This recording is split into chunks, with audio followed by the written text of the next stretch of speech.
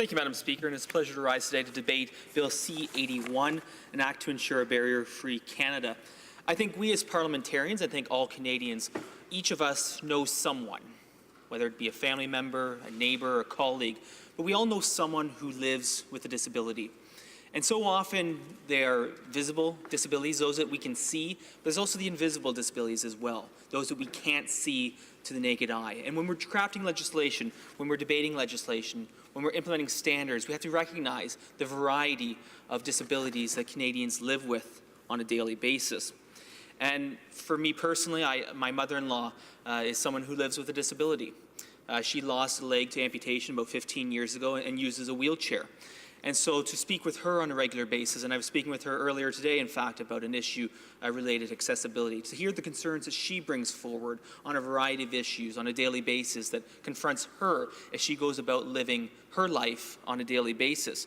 One example she gave me today, she was with her mother out shopping, and she couldn't enter certain stores because of the lifts within the entrances. You know, she told me that she'd like to spend money. She'd like to buy stuff for her grandkids, my kids, although I do encourage her to stop that because our house is getting too full. But she does enjoy doing that and attending things. Now, certainly that doesn't fall under federal jurisdiction, but it's an example of ways in which those living with a disability are unable to, in some cases, enter certain establishments. She tells a story as well recently, going to a local bank and using a lift to get into the bank because there was 3 steps to get into the bank. Unfortunately, the lift malfunctioned and her wheelchair flipped over backwards, causing her to fall on the ground and smack her head. Again, an example of a way in which she was unable to access that facility, which would fall under federal jurisdiction as a federally regulated institution. So I think we all know these examples, these stories of friends, of families, of people living in our community who are capable of participating fully in society, yet there are challenges for them to do so because of certain barriers within that. I think each of us in our ridings knows of organizations who work hard with members of the community, specifically within accessibility issues and working with Canadians who are living with disabilities. I know in my riding, we have L'Arche in Stratford, which is a great organization working with those with disabilities, as well as community living. We have a number of community living organizations in Stratford and North Perth and in St. Mary's. And I know in my constituency office, we have Emerson Kipfer. Emerson works in my office 1 day a week. He does the shredding for us, and he's been living with a disability for in his entire life, but he's there every Wednesday morning. He does the shredding for us. He has the biggest smile on his face when he's there because he's working and he's contributing to society. The only time he doesn't have a smile on his face is when the Leafs lose, and that happens from time to time. But beyond that, he's always there, cheerful as can be, and really is a benefit to our office and to the community as a whole, contributing through those great organizations. And I think it's important as well to talk a little bit about the unfortunate stigma that's still out there. That's still out there when we talk about Canadians who are living with disabilities. You know I myself have fallen victim to this as well. You know, I've often said in the past, you know, I would refer to someone as, oh, they're in a wheelchair. You know, that person's in a wheelchair. But I've been corrected, and rightfully so, because the wheelchair doesn't define that person. That person uses a wheelchair as a tool, but the wheelchair is not what defines them. And so encouraging and speaking with Canadians, ensuring that the stigma out there, the stigma that somehow someone with a disability may not be able to do quite all things quite as well as those without a disability, but nonetheless ensuring that they are full access and ability to work within the community, to participate in the community, and to attend businesses and attend events that are in a community. I know from my time on West Perth Council and the Municipal Council, we often struggled with the challenges that faced us with the provincial AODA legislation in ensuring that our facilities were fully compliant with the AODA. And it was a challenge, and it was not a cheap function either. I know in one of our examples, our arena, our local arena didn't have fully accessible washroom facilities. So that was a project we undertook while I was serving on council, and now we have a beautiful facility with fully accessible washrooms and the ability for all people within the community to use that facility as well.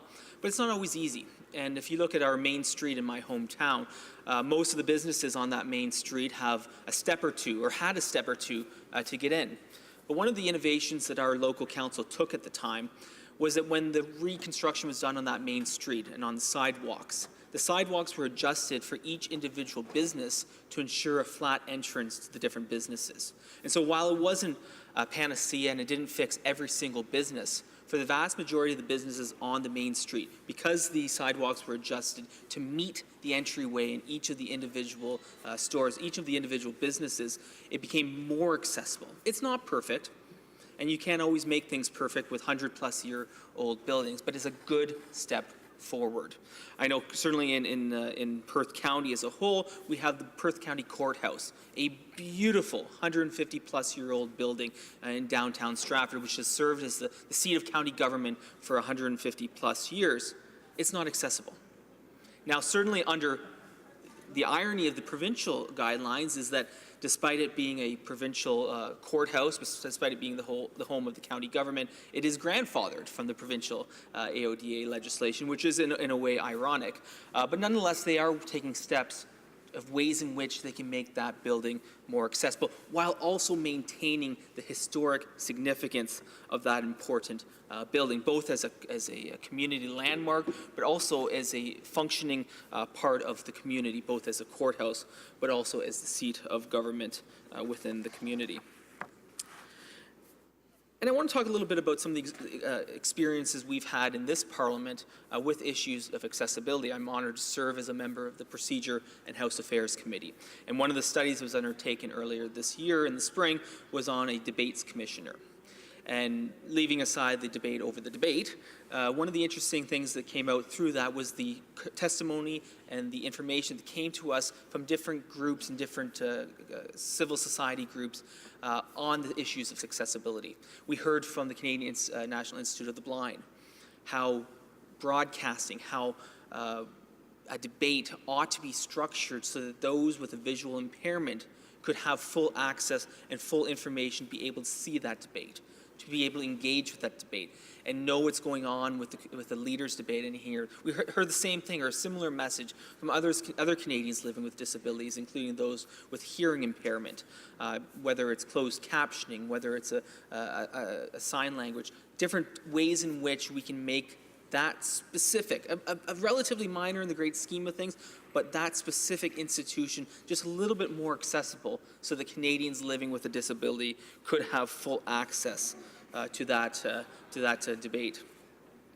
Now, I know my time is running low, but I just want to conclude, if I might, talking about the RDSP. And I know this has been mentioned by a number of colleagues, but I do believe that of the many great things that former Finance Minister Jim Flaherty did during his time in this place and as a Minister of Finance, I think the RDSP is one of the things that meant so much to him as a father, but also as a finance minister. So I think as Canadians, we owe a debt of gratitude to the late Jim Flaherty for all that he did. And I think that would be a good point to conclude. Thank you, Madam Speaker.